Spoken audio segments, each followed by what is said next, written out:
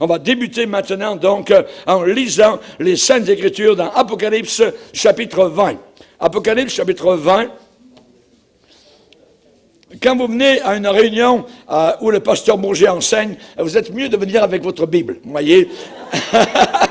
Parce que beaucoup de versets, beaucoup de références dans la parole de Dieu vous seront donc nommés et on veut évidemment lire ensemble certains passages. Apocalypse chapitre 20 et nous allons nous lever ensemble, si vous voulez bien, devant le Seigneur. On va lire sa parole, on veut honorer les Saintes Écritures, c'est la parole du Dieu vivant et nous voulons donc debout lire ce passage devant le Seigneur. Voilà le témoignage de l'apôtre Jean. Puis, je vis descendre du ciel un ange qui avait la clé de l'abîme et une grande chaîne dans sa main. Il saisit le dragon, le serpent ancien, qui est le diable et Satan, et il le lia pour 1000 ans. Il le jeta dans l'abîme, ferma et scella l'entrée au-dessus de lui, afin qu'il ne séduise plus les nations jusqu'à ce que les 1000 ans soient accomplis, achevés. Après cela, il faut qu'il soit délié pour un peu de temps. Et je vis des trônes, et à ceux qui s'y assirent fut donné le pouvoir de juger. Et je vis les âmes de ceux qui avaient été décapités à cause du témoignage de Jésus et à cause de la parole de Dieu, et de ceux qui n'avaient pas adoré la bête, l'Antichrist, ni son image, et qui n'avaient pas reçu la marque sur leur front et sur leurs mains. Ils revinrent à la vie, résurrection, et ils régnèrent avec Christ pendant 1000 ans. Les autres morts ne revinrent point à la vie jusqu'à ce que les 1000 ans soient accomplis, achevés.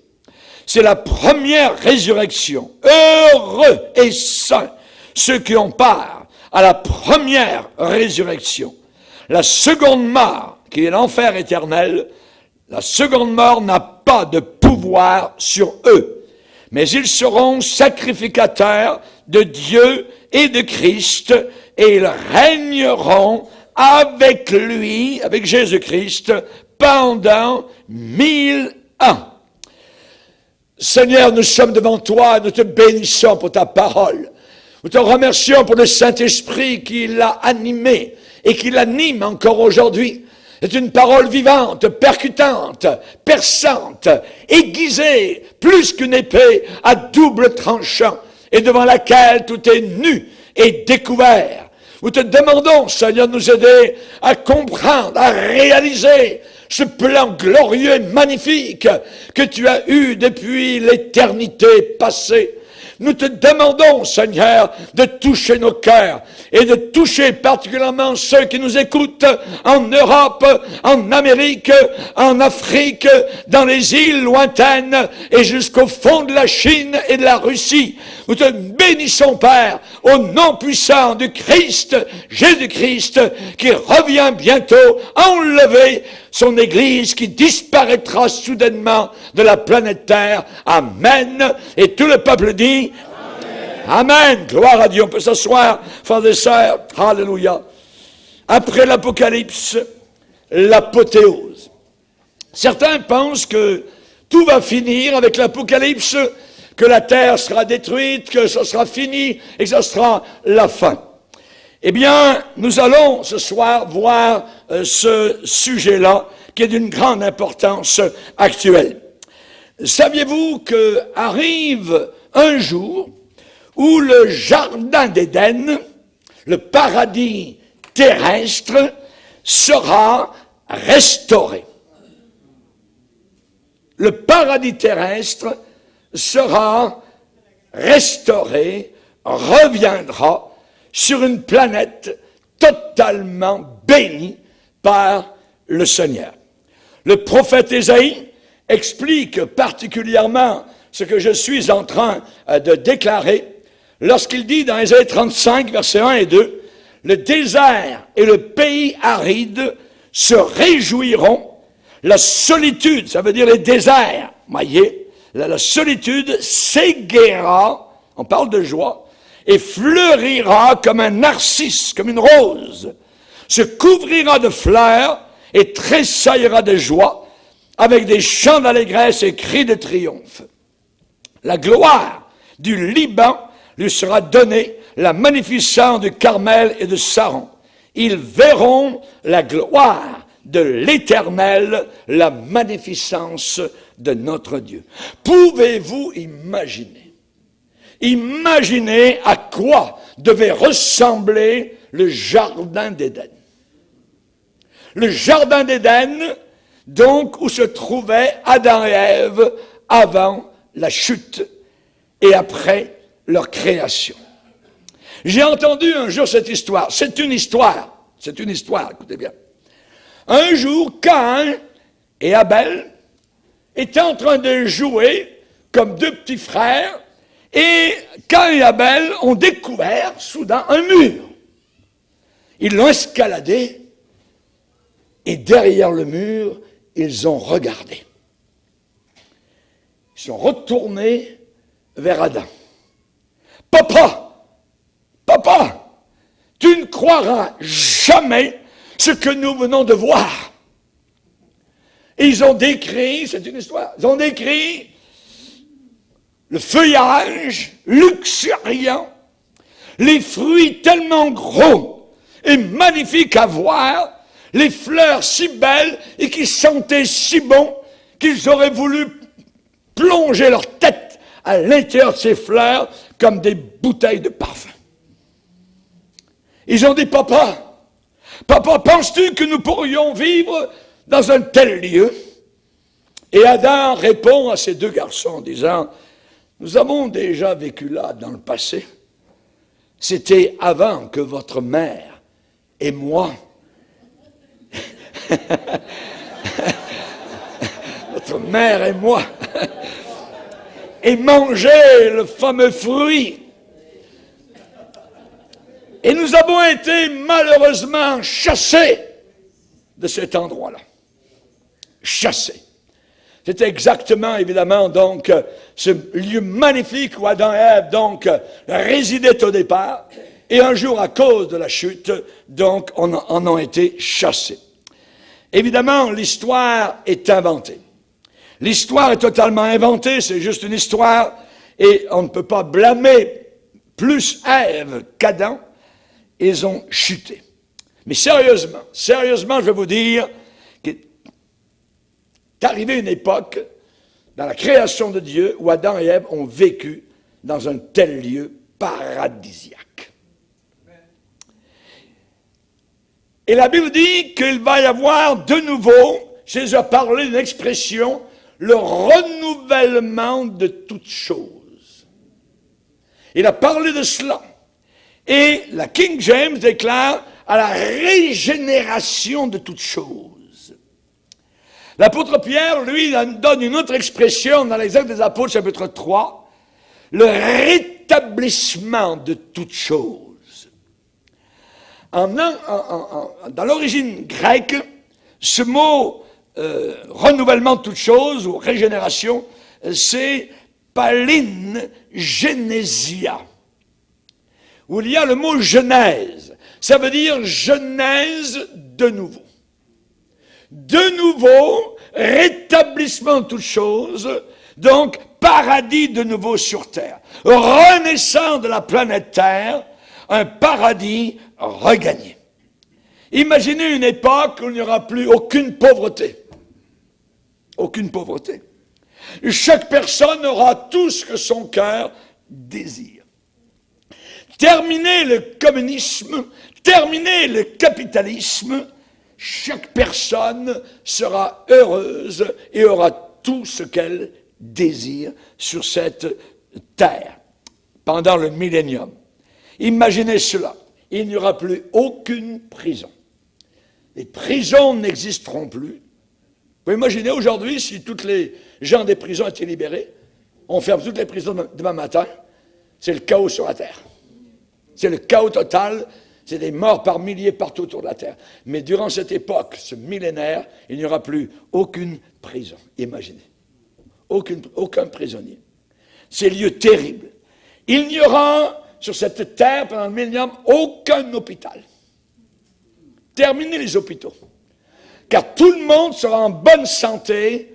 Tous ceux qui vivront, ces milliards de personnes qui vont vivre pendant 10 siècles sur cette terre renouvelée, avec Jésus-Christ comme roi, à partir du centre de la terre. Dans quelle capitale? Jérusalem. Où le drapeau de David flottera, où Jésus-Christ en personne régnera pendant ce qu'on appelle le millénium. Il n'y aura plus aucun hôpital, aucune institution mentale, hôpital psychiatrique, il n'y aura plus aucune base d'armée, il n'y aura plus aucune guerre, imaginez, aucun armement, aucune usine d'armement, il n'y aura plus des cavernes de gambling, de casinos, de jeux de hasard, de choses semblables, ça n'existera plus. Il n'y aura plus aucune maison de prostitution, comme on peut en voir évidemment dans le monde aujourd'hui, plus de maisons de débauche. Et dans ce moment-là, l'éclosion de la jeunesse sera sur toutes les joues. Toutes les jours, voyez, ça sera merveilleux.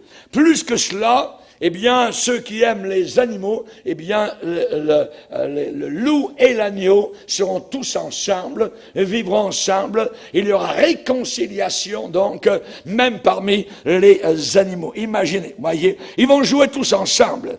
La vache et le lion vont manger de la paille. Aïe, c'est ce que la Bible dit, voyez. Le loup et l'agneau seront ensemble, tranquilles. Ça sera une terre renouvelée totalement. Ça sera le paradis quasiment sur terre, voyez. Le lion et l'agneau, tous ensemble. Alléluia. Que Dieu soit béni. Alléluia. Ce sont des images qui nous parlent évidemment d'un temps magnifique qui s'en vient. Alléluia. Et nous serons sur la terre, nous régnerons, nous les chrétiens, avec le gouvernement de Jésus-Christ pendant ces 1000 ans sur une terre renouvelée, et nous aurons déjà eu notre corps renouvelé, notre corps de gloire, amen, nous régnerons avec Jésus-Christ pendant ces 10 siècles. Quelque chose d'inimaginable que le monde ne sait pas, évidemment, donc, et ne peut même pas imaginer. L'ours, l'enfant va jouer avec l'ours, amen, il n'y aura aucun problème, et cela, on va le lire, si vous voulez bien, dans Ésaïe chapitre 11. Ésaïe chapitre 11. Il est dit ici, au verset 6, Ésaïe 11, verset 6, « Le loup habitera avec l'agneau, et la panthère se couchera avec le chevreau. Le veau, le lionceau et le bétail qu'on engraisse seront ensemble, et un petit enfant les conduira. La vache et l'ours auront un même pâturage, leurs petits un même gîte. Et le lion, comme le bœuf, mangera de la paille. Le nourrisson, le bébé, s'ébattra, ça veut dire jouera, sur l'antre de la vipère, sur le trou de la vipère. Et l'enfant sevré mettra sa main dans la caverne du basilic. Aujourd'hui, vipères, basilic, ce sont évidemment des animaux très dangereux.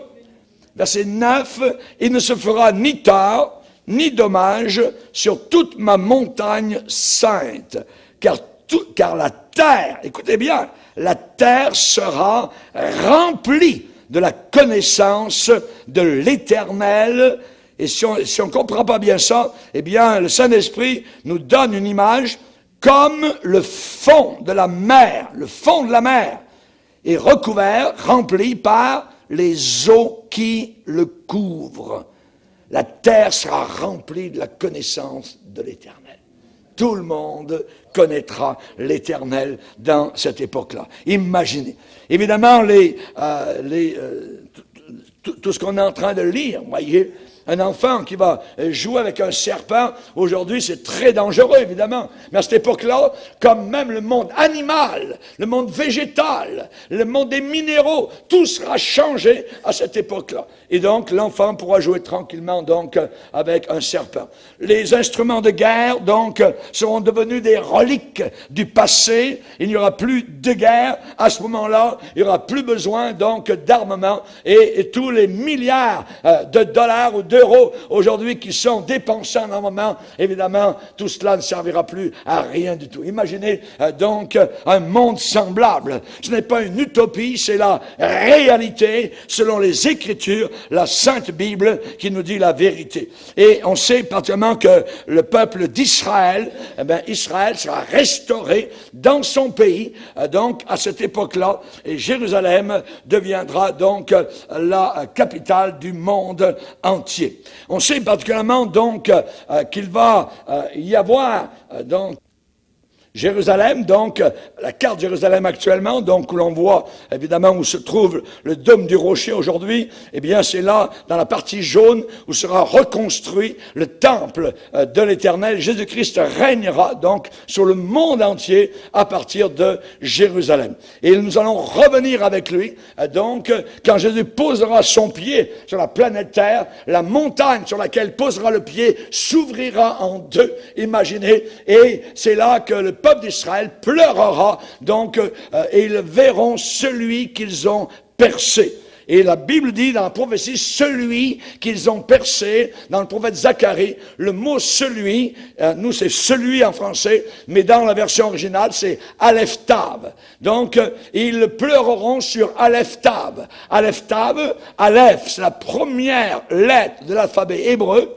et Tav, c'est la dernière lettre de l'alphabet hébreu. Ils pleureront sur l'alpha et l'oméga, ils pleureront sur celui qui est le commencement et la fin, Jésus-Christ qui a été percé, et il portera pendant l'éternité les marques dans ses mains et dans ses pieds. À Dieu soit toute la gloire. Amen. Jérusalem deviendra le centre de la planète Terre à cette époque-là, et on sait particulièrement que nous reviendrons avec Jésus-Christ. Jésus sera, on descendra du ciel, puisqu'on aura été enlevé avant la grande tribulation, et nous, pendant que nous serons dans les noces de, je dirais, avec Jésus-Christ pendant 7 ans, eh bien, nous reviendrons en voyage de noces, et notre voyage de noces consistera donc en 1000 ans de règne avec Jésus-Christ sur une terre renouvelée, sur une terre paradisiaque. Amen. Que Dieu soit glorifié. Donc, les saints, les chrétiens ressuscités régneront donc avec Jésus-Christ sur toute la planète Terre, selon et par rapport à la fidélité que nous avons à Jésus-Christ maintenant sur la planète Terre. C'est maintenant que notre position de règne pendant ce millénium, eh bien, est gagnée. Nous ne pouvons pas gagner le salut, il était gagné, donné à la croix du Calvaire, mais les positions, évidemment, donc, de service, d'administration pendant le règne de 1000 ans, ces positions sont gagnées maintenant sur la terre par rapport à notre fidélité envers Jésus-Christ. Notre fidélité à la parole de Dieu, notre fidélité donc aux Saintes Écritures, notre fidélité dans la vie chrétienne. Durant cette période-là, eh bien, nous verrons particulièrement qu'il y a 3 interprétations du millénium. On sait particulièrement que ce temps est appelé dans la Bible un âge d'or. Un âge d'or, le millénium. Millénium, donc, de 1000 ans de règne de Jésus-Christ sur la terre. Millénium, ça veut dire 1000 ans. Et ça vient du latin mille qui veut dire 1000, et annum qui veut dire année. Le millénium, c'est 1000 ans. 10 siècles. pendant 10 siècles, nous régnerons avec Jésus-Christ, avant évidemment les temps éternels dans la gloire, donc avec Jésus dans le ciel. Donc il y a beaucoup de références au millénium, à cette période de 1000 ans, donc, et on a dans l'Apocalypse, au chapitre 20, beaucoup de références au millénium, au moins 6 fois. Regardez, Apocalypse 20, le verset 3, Satan sera lié pour, même 2, Satan le lia pour 1000 ans. Ensuite, verset 3, jusqu'à ce que les 1000 ans soient accomplis. Verset 4, la fin du verset 4, ils régnèrent avec Christ pendant 1000 ans. Verset 5, les autres morts ne revinrent point à la vie jusqu'à ce que les 1000 ans soient accomplis. Verset 6, ils régneront avec lui pendant 1000 ans. Verset 7, quand les 1000 ans seront accomplis. Donc, nous avons beaucoup de références pour nous dire, il y a 1000 ans qui s'en viennent sur la planète Terre après l'Apocalypse, où nous régnerons avec Jésus. Alors, il y a évidemment différentes vues, et les théologiens sont divisés pour savoir, oui ou non, s'il y aura un âge d'or de 1000 ans. Alors, il y a 3 interprétations sur le millénium. Premièrement, il y a les amillénaristes, il y a les post-millénaristes et il y a les pré-millénaristes. Je vais vous expliquer. Les amillénaristes, eh bien, ils ne croient pas vraiment au règne de 1000 ans de Jésus-Christ sur la terre. Pour eux, les prophéties de l'Apocalypse sur le millénium, c'est seulement des allégories, du symbolisme. Et pour eux, ils ne s'attendent absolument pas donc à un accomplissement littéral d'un âge d'or, donc de 1000 ans. Et ils prennent toutes les promesses de Dieu qui sont faites à Israël dans l'Ancien Testament et ils les appliquent à l'Église du Nouveau Testament. Et il ne faut jamais faire ça, voyez. Par exemple, Augustin, au IVe siècle, croyait cela. Il ne croyait pas au millénium. Et c'est un des pères du catholicisme, donc, qui aujourd'hui a fait Saint Augustin. Moi, je ne suis pas un amillénariste. Ensuite, il y a deuxièmement les post-millénaristes. Donc, le préfixe post, ça veut dire après. Après. Ces théologiens croient que Jésus-Christ va revenir, donc, après 1000 ans de paix sur la terre. Et ils croient que l'âge d'or sera la période où l'Église accomplira son mandat, donc sa mission donnée de Dieu, d'évangéliser le monde avec l'évangile de Jésus-Christ. Et ces gens-là, donc, il y a de moins en moins, je dirais, de personnes qui croient cela parce que le monde ne s'améliore pas du tout, voyez, et au contraire, c'est en train de s'écrouler quasiment totalement. Et la réalité, c'est que notre monde s'enfonce de plus en plus dans le péché. C'est ce que la Bible enseigne. Jésus a dit, parce que l'iniquité se sera accrue. Donc, croissance du péché à la fin des temps, la charité du plus grand nombre se refroidira. Si vous êtes un post-millénariste, vous ne croyez pas dans le retour immédiat du Seigneur Jésus-Christ. Et finalement, donc, vous croyez que vous avez besoin d'attendre 1000 ans pour que Jésus-Christ revienne. Nous attendons Jésus-Christ à chaque instant, à chaque moment. Et il y a la troisième, je dirais, position, c'est les pré-millénaristes, qui est une position que croyait l'apôtre Paul.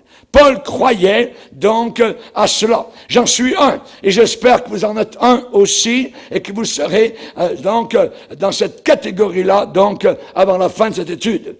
Je dirais particulièrement que les pré-millénaristes croient que Jésus doit venir avant que l'Église puisse jouir de ces 1000 ans de paix sur la terre. Nous croyons, nous, que Jésus va revenir en puissance et en gloire. Il va venir gouverner, régner à partir de Jérusalem. Et il donnera à sa nation, Israël, une deuxième chance de se repentir, donc, et de s'élever à la grandeur politique de ce millénium, 10 siècles de gloire, où Jésus régnera à partir d'Israël. Donc, nous allons voir ce soir 4 choses. 4 choses de base sur ce millénium. Nous allons voir, premièrement, la retenue obligée de Satan, puisqu'il va être enchaîné obligatoirement pendant 1000 ans. Nous verrons le règne, comment ça va se passer, le règne futur, donc, du Sauveur.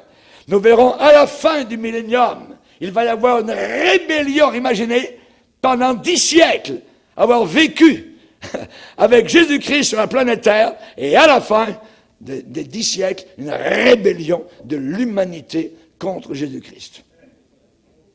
Nous allons voir qu'est-ce que ça veut dire. Voyez.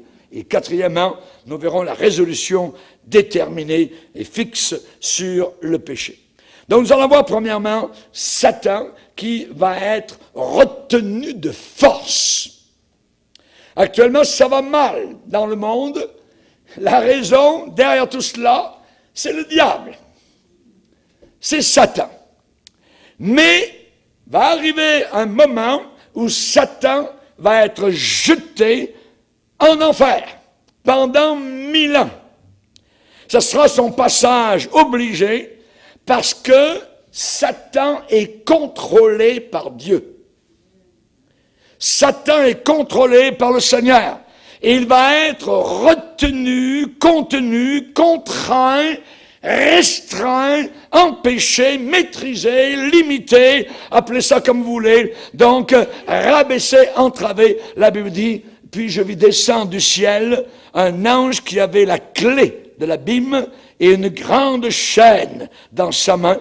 Il saisit le dragon, le serpent ancien, qui est le diable et Satan, et le lia pour 1000 ans. Il le lia pour 1000 ans, et il le jeta dans l'abîme, ferma et scella l'entrée au-dessus de lui, afin qu'il ne séduise plus les nations. Et à partir du moment où Satan est enchaîné pendant 1000 ans, c'est le paradis sur terre. Chers amis, j'aimerais évidemment vous enseigner par rapport au diable. L'Apocalypse 20 que nous venons de lire, ce passage nous dit exactement qu'il va être lié, donc forcé, obligé, pendant 1000 ans. Pendant 1000 ans, de force. Donc, nous voyons cela, il sera totalement donc dans l'abîme. Et c'est l'apôtre Jean qui a eu cette révélation. Il a eu cette révélation, et on sait tout d'abord que Satan va être condamné. Il y a différentes raisons pourquoi il sera enchaîné pendant 1000 ans dans l'abîme. Où est Satan aujourd'hui? Où est Satan aujourd'hui? L'apôtre Pierre dit, soyez sobres, be sober, soyez sobres, veillez, soyez en alerte. Votre adversaire, tu as un adversaire, tu as un ennemi. Et la Bible dit, le diable, votre adversaire le diable, rôde. C'est un rôdeur. Il rôde, ça veut dire il est en chasse, il est en patrouille, il drague. Vous voyez, il est en quête de proie. Il est comme un lion rugissant. Aujourd'hui, il écume la terre, il roule sa bosse, il rôde sur la surface du globe terrestre. Dieu a dit un jour à Satan, dans le livre de Job, « D'où viens-tu, Satan ?» Et Satan de répondre à Dieu, « Je viens de parcourir la terre, de m'y promener, de parcourir la terre. » C'est écrit dans Job, 1er chapitre, verset 7. Et Satan cherche des gens, aujourd'hui, qu'il peut séduire. Il travaille beaucoup au milieu des chrétiens. Raison pour laquelle Jésus a dit que personne ne vous séduise. Satan séduit, celui qui séduit toute la terre, voyez. Il cherche des gens qu'il peut séduire, à qui il peut mentir. Pourquoi faire? Quel est son but? Pour les détruire, pour les perdre et pour les aveugler. Comment vivez-vous? Vous? De quelle manière vivez-vous? Comment vous conduisez-vous? En sachant que Satan est lousse, libre. J'espère que vous vivez avec un esprit sobre, avec un esprit vigilant, réglé, réservé, tempérant, dans la circonspection, Éphésiens chapitre 5, dans la discrétion et la modération, et non pas dans la passion. Fuis les passions de la jeunesse. Ne pas être bavard, intempérant, sans aucune modération, ivrogne, drogué, débauché, excentrique. Non, non, non, non. Satan, il se promène exactement comme un lion réel s'il était libre dans votre rue. Il cherche qui il va dévorer. Et dans Apocalypse chapitre 20, on nous dit qu'un temps arrivera où ce lion rugissant sera enchaîné, jeté en prison, selon cette parole véridique. La Cour suprême de l'univers, de la justice céleste, va le trouver. Et le marteau du juge tombera finalement sur lui. Cet archi-criminel, Satan sera trouvé coupable de différents chefs d'accusation. Par le juste juge de Timothée 4. Cet archi-criminel sera trouvé coupable de meurtre et de tout le mal concevable et imaginable dans le monde entier. Et il recevra la plus longue sentence de prison de l'histoire. 1000 ans de prison. Quand aux États-Unis, on voit des gens qui ont des peines de 120 ans de prison ou 150 ans, c'est rien. Le diable aura 1000 ans. 1000 ans d'emprisonnement. Voyez. Donc, comment est-ce que je connais le jugement de la plus haute cour de l'univers? Eh bien, parce que la parole de Dieu le déclare. Et cette parole ne se trompe jamais. Amen. La Bible parle que le dragon, le serpent ancien, qui est le diable Satan, ne sera enchaîné afin qu'il ne séduise plus les nations, les pays, voyez, de la terre. Et là, nous allons voir que sur lui, bien, il y aura 5 chefs d'accusation. Premièrement, il sera condamné pour meurtre. Jésus l'a dévoilé, il a dit, Satan a été meurtrier dès le commencement. Ça veut dire qu'il tue. Meurtrier dès le commencement. Il apporte la mort spirituelle, physique et éternelle en enfer à la jeunesse particulièrement.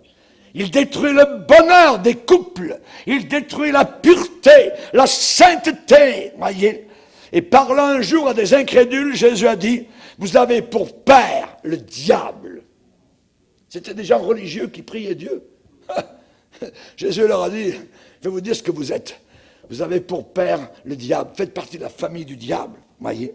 Pourquoi? Parce qu'ils ne servaient pas le Seigneur en réalité. C'était des hypocrites. Vous avez pour père le diable. Et vous voulez accomplir la volonté de votre père.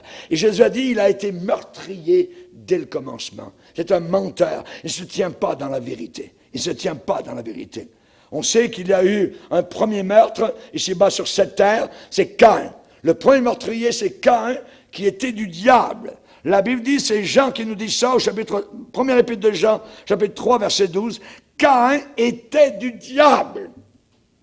Donc, il appartenait à Satan et il a tué son frère après l'avertissement du Seigneur.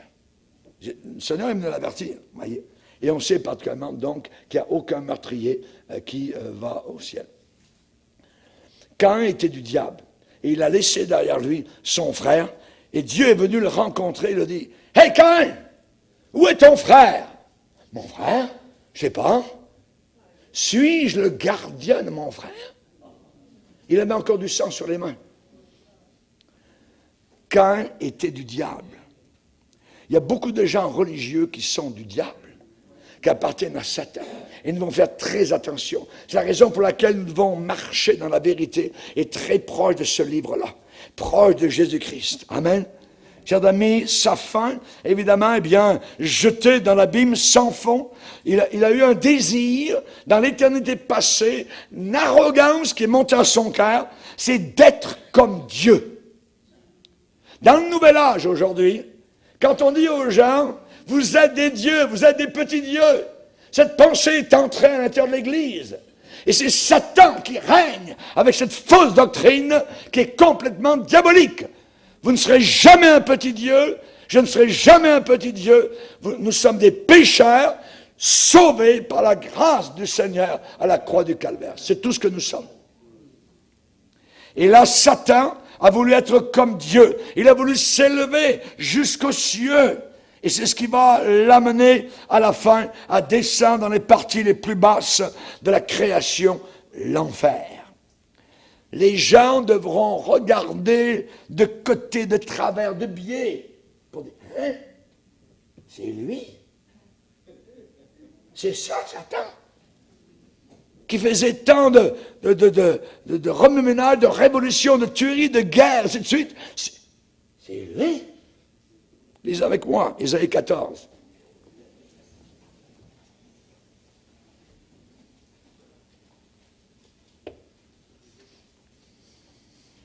Verset 12. Verset 11 même. Ta magnificence est descendue dans le séjour des morts, enfer, avec le son de tes luttes. Sous toi, est une couche de verre. Jésus a parlé de l'enfer où le verre ne meurt pas. Sous toi est une couche de verre et les vers sont ta couverture. Te voilà tombé du ciel, astre brillant. Astre brillant, dans l'étymologie des mots, ça veut dire Lucifer. Astre brillant, Lucifer, fils de l'aurore, tu es abattu à terre, toi le vainqueur des nations.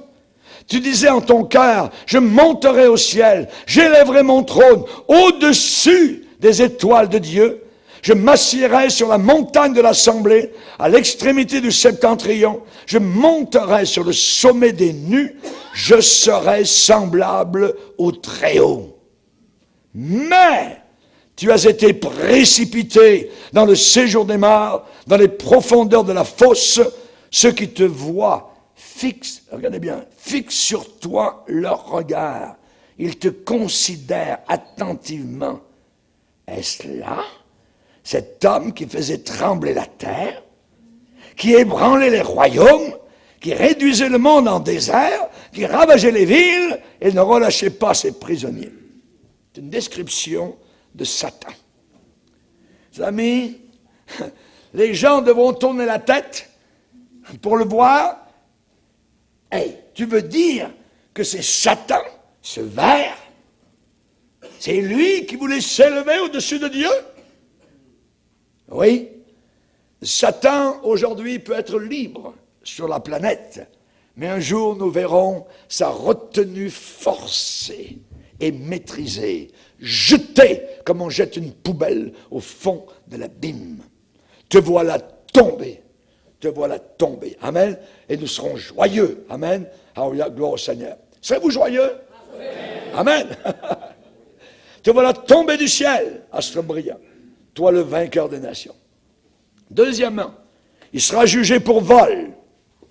Pour vol. C'est un voleur. Depuis sa chute du ciel, il a volé les hommes et les femmes, les garçons et les filles. Il leur a volé quoi? Il leur a volé leur joie. Il leur a volé leur pureté. Il leur a volé leur virginité. Il leur a volé le contentement, leur paix. Voyez, il apporte le découragement, le désespoir. C'est un escroc, c'est un gangster, c'est un brigand, un cambrioleur.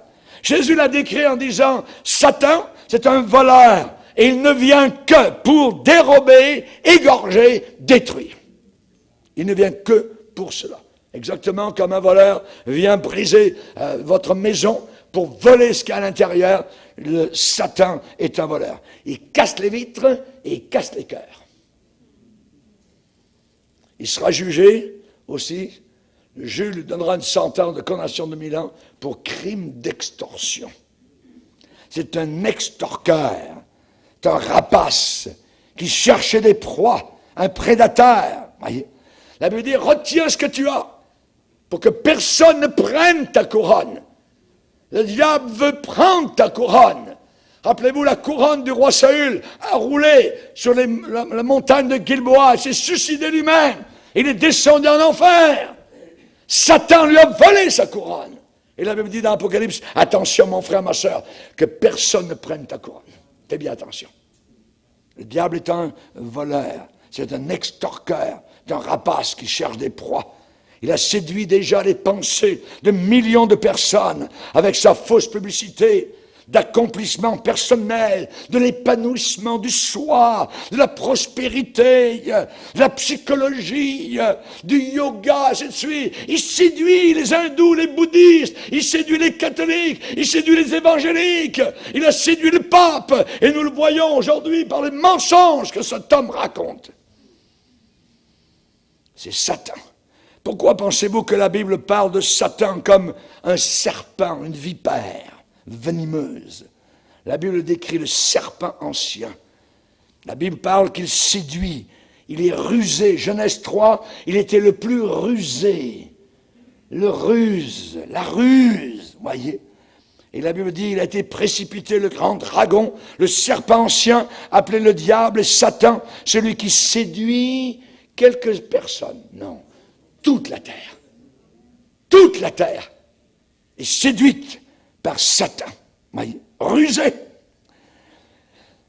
Voyons que, est-ce qu'il y a encore des crimes à mettre sur son compte? Oui, troisièmement, il va recevoir autre chose, évidemment, sur son compte, il sera accusé de diffamation, d'accusations fausses, de calomnie, de médisance. Au travers des siècles, il a toujours attaqué pour déshonorer, pour discréditer, pour noircir, pour salir. Il a un caractère diffamatoire. Il blasphème.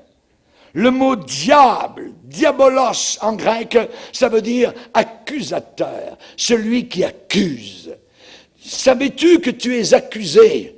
Je suis accusé jour et nuit devant le trône de Dieu. Par qui? Par Satan.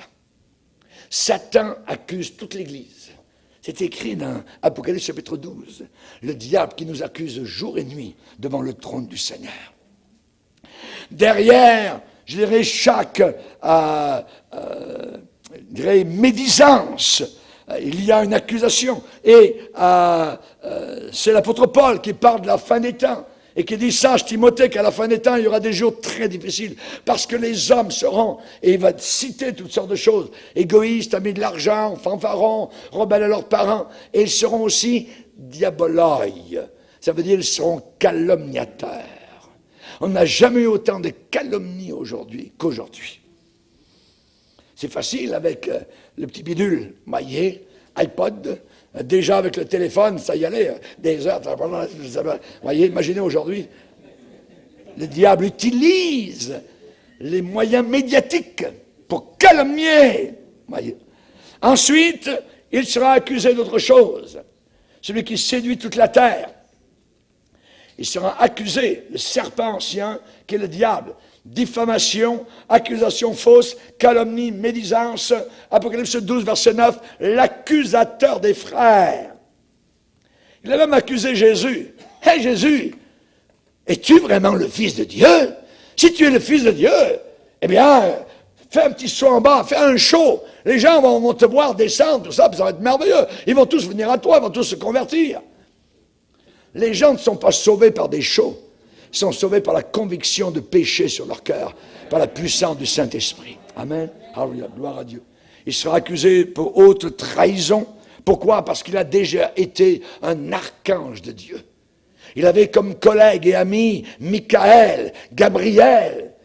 Que Michael le connaît très bien, Gabriel aussi. Voyez? Et Satan a été créé au même niveau que ces archanges-là. Il sera accusé pour haute trahison.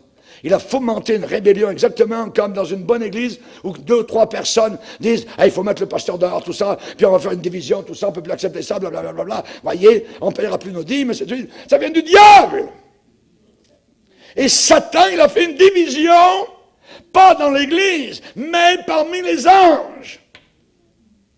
Et une grande partie des anges créés par Dieu sont devenus des démons. Et maintenant, ils vont tous en enfer. Parce qu'ils ont vu Dieu, ils ont vu Jésus-Christ avant son incarnation. Et ils sont sans excuse. Donc, Satan sera accusé pour haute trahison. Ceux qui te voient fixent sur toi leur regard, ils te considèrent attentivement. Hein? Est-ce là cet homme qui faisait trembler la terre? Chers amis, nous allons voir particulièrement donc Satan accusé, donc, finalement pour haute trahison, et on sait qu'il est appelé l'adversaire. Derrière chaque molestation d'enfant, il est là derrière. Derrière chaque haine, derrière chaque attentat à la pudeur, derrière tout ce qui est odieux et détestable, tout ce qui est viol, pillage, saccage, attentat, tuerie, crime d'incendie volontaire, tout acte diabolique, tout changement de sexe, il y a Satan qui s'oppose à Dieu dans tout ce que Dieu a déclaré ou écrit. Il y a Satan. Il est complice de chaque crime contre Dieu et sera jugé coupable et jeté en prison pour 1000 ans. La parole de Dieu parle de cette prison, elle l'appelle l'abîme. L'abîme. L'abîme, c'est un puits sans fond. Un puits sans fond. Ce ne sera pas sa destination finale. Ce sera une sorte de citerne, de retenue, un réservoir, une sorte d'entrepôt infernal, jusqu'à ce qu'il soit à la fin finalement jeté dans une mer de feu liquide avec ceux qu'il a attirés avec lui. Et c'est terrible. On apprend durant la grande tribulation que Satan va ouvrir l'abîme sans fond, lui-même, imaginez. Il va libérer pendant la grande tribulation une horde de démons qui vont sortir sur la planète Terre. Apocalypse 9, versets 1 et 2.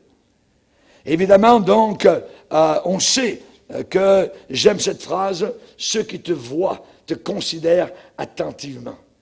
Est-ce là? C'est lui ce gars-là? C'est lui cette créature maléfique? Chers amis, ils devront regarder de côté, de travers, jeter un coup d'œil oblique pour le regarder. Son désir arrogant aura été d'être comme Dieu et il va descendre dans les régions les plus basses de l'enfer. Et il va tourmenter et être tourmenté. Il sera en compagnie des dictateurs de Hitler et les autres. Maintenant, pourquoi le millénium? Pourquoi Dieu a-t-il prévu qu'il y aurait une terre renouvelée, paradisiaque, pendant 10 siècles, où nous, chrétiens, sauvés par Jésus, pardonnés, nés de nouveau, nous régnerions avec lui? Pourquoi donc Dieu a-t-il planifié cela de cette façon? Pourquoi avoir un millénium? Pourquoi ne pas débuter l'état éternel au moment du retour de Jésus sans avoir à attendre encore un autre 1000 ans de plus? Je n'ai pas les réponses à cela, mais je sais qu'il va y avoir 1000 ans sur la terre avant l'état éternel, le ciel éternel. Donc, nous aurons un avant-goût pendant, je dirais, ce millénium de ce que sera ce ciel de gloire. Premièrement, pourquoi le millénium? Pour récompenser le peuple de Dieu. Pour récompenser le peuple de Dieu. Oui. Nous récompenser pourquoi? On a été sauvés, on ne mérite rien. On vient vers lui avec tous nos fardeaux, nos poubelles, nos péchés. Il nous pardonne et on repart joyeux, libéré, purifié, justifié. Et en plus, il va nous récompenser. Nous récompenser pour notre fidèle service à partir du moment où on a été sauvé jusqu'au moment où on va le rencontrer. Notre fidèle service. Ésaïe 40, verset 10, « Voici le Seigneur vient avec puissance, et de son bras il commande. Voici le salaire, la récompense est avec lui, et les rétributions le précèdent. » Matthieu 16, « Le Fils de l'homme doit venir dans la gloire de son Père avec ses anges, et alors il rendra à chacun selon ses œuvres. » Il récompensera chaque enfant de Dieu selon ses œuvres. Matthieu 25, 34, « Alors le roi dira à ceux qui sont à sa droite, « Venez, vous les bénis de mon Père, prenez possession du royaume qui a été préparé dès la fondation du monde. » Un royaume nous a été préparé, qui va durer 10 siècles sur la planète Terre. Colossiens 3, 24, vous recevrez du Seigneur l'héritage pour récompense, pour avoir servi Jésus en plus. Pour avoir servi le Seigneur, on aura une récompense. Et vous savez que cette récompense sera différente des couronnes. Il y en a 5 qui seront attribuées à différentes personnes là-haut dans la gloire éternelle. Mais ici, on ne parle pas de cela. Ce royaume qui durera 10 siècles sera une récompense. Nous régnerons et nous gouvernerons avec Jésus-Christ sur cette terre. Apocalypse 22, verset 12. Voici, je viens soudainement et ma rétribution, ma récompense est avec moi pour rendre, pour donner à chacun selon ce qu'est son œuvre, son travail pour le Seigneur. Nous aurons des occasions, donc, durant ce millénium, de servir le Seigneur. Et cela sera basé sur notre fidélité actuelle. Notre fidélité actuelle à le servir maintenant. Et quand on sait cela, ça vous donne une nouvelle détermination. Une nouvelle détermination à le servir de tout notre cœur. Une nouvelle résolution. Nous aurons pendant le millénium, les uns les autres, des positions d'autorité et de responsabilité. Paul a enseigné les chrétiens en disant, « Ne savez-vous pas que les saints jugeront le monde ?» Ne savez-vous pas que les saints, c'est nous, les sanctifiés, nous jugerons le monde? Quand Jésus reviendra sur terre, nous serons dans son sillage. Rappelez-vous, il revient avec son cheval blanc, et nous serons derrière lui, nous aussi sur des chevaux, revêtus de robes blanches. Et la première chose, quand il va revenir, il anéantit l'Antichrist à Armageddon. Donc, en Israël. Et là, il prend position à partir du pays d'Israël, sa position de roi sur toute la planète Terre. Et nous serons avec lui. Nous aurons déjà été avec lui pendant 7 ans de la terre, là-haut dans le ciel. Nous aurons été enlevés dans le ciel 7 ans auparavant. Donc, la Bible dit que l'avènement de notre Seigneur Jésus sera avec tous ses saints. Avec. 1 Thessaloniciens 3, verset 13.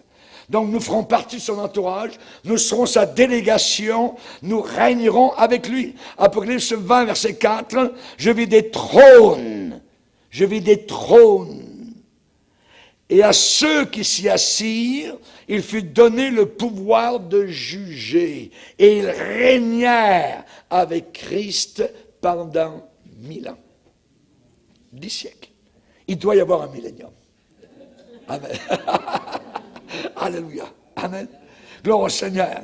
Et nous serons associés, donc, au règne de Christ. Et ce sera une récompense pour avoir servi le Seigneur pendant 10 ans, pendant 20 ans, pendant 30 ans, pendant le temps que nous avons été sur terre. Vous savez que nous sommes pesés, sous-pesés chaque jour, et il y a des récompenses au bout du rouleau qui nous attendent. Vous vous rappelez l'histoire de la parabole des talents? Voyez. On va lire, si vous voulez bien, dans Luc 19. Luc 19. Luc 19, verset 12. Un homme de haute naissance. Imaginez, de haute naissance, c'est une histoire, mais on sait qui est ce personnage, le Seigneur Jésus-Christ. S'en alla dans un pays lointain pour se faire investir de l'autorité royale et revenir ensuite. Il appela 10 de ses serviteurs, leur donna 10 000 et leur dit, faites-les valoir jusqu'à ce que je revienne. Mais ses concitoyens le haïssaient. Et ils envoyaient une ambassade après lui pour dire, nous ne voulons pas que cet homme règne sur nous.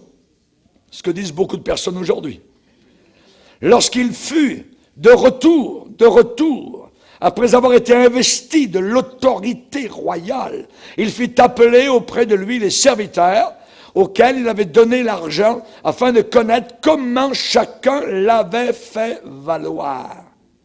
Le premier vint et dit, Seigneur, ta mine a rapporté 10 mines. Il lui dit, c'est bien, bon serviteur, parce que tu as été fidèle en peu de choses, reçois le gouvernement de 10 villes. Le second vint et dit, Seigneur, ta mine a produit, ça a fructifié 5 autres mines. Et il lui dit, toi aussi, sois établi sur 5 villes. Amen. Donc on voit ici, on n'ira pas plus loin dans l'histoire, mais simplement qu'il va y avoir donc des gouvernances différentes durant ce millénium par rapport à la fidélité, à faire valoir les talents, ce que Dieu nous a accordé pendant que nous sommes ici-bas sur terre, depuis le jour où on a été sauvés. Le passé, Dieu l'oublie. Amen. Dieu l'oublie, le passé. Si quelqu'un est en Christ, il est une nouvelle créature. Les choses anciennes sont passées. Dieu n'en tient pas compte. Mais à partir du moment où je suis sauvé, là, je dirais que le tic-tic-tic-tic-tic est en train de s'enclencher par rapport aux récompenses que nous aurons là-haut dans le ciel. Amen. Alors la gloire au Seigneur. Donc notre occasion, évidemment, de régner, ils régnèrent, de gouverner, de dominer sur beaucoup, et ça va faire partie de notre expérience du millénaire.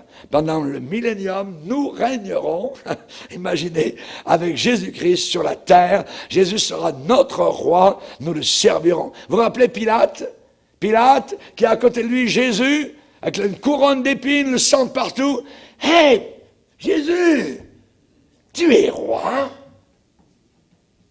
Et qu'est-ce que Jésus répond? « Tu le dis, je suis roi. » Jésus n'a pas baqué, n'a pas plié, il a dit la vérité, il est roi. Amen. Est-il roi de ton cœur? Est-il roi de ta vie? Seigneur, nous sommes devant toi, nous voulons te bénir, Seigneur, pour ce que nous entendons ce soir. Merci, Seigneur, de ce que tu as préparé, des choses inimaginables devant nous. Nous désirons être fidèles. Pardonne nos péchés, pardonne nos transgressions. Aide-nous à te servir, Seigneur, avec zèle, avec fidélité, Seigneur, et avec joie. Tu as tout fait pour nous. Bientôt, tu vas revenir, investi de l'autorité royale. Alléluia. Et tu vas régner avec nous, nous serons avec toi. Merci, Seigneur, dans le nom de Jésus, amen. Et tout le peuple dit, amen. Gloire à Dieu, on va se lever, amen, devant le Seigneur.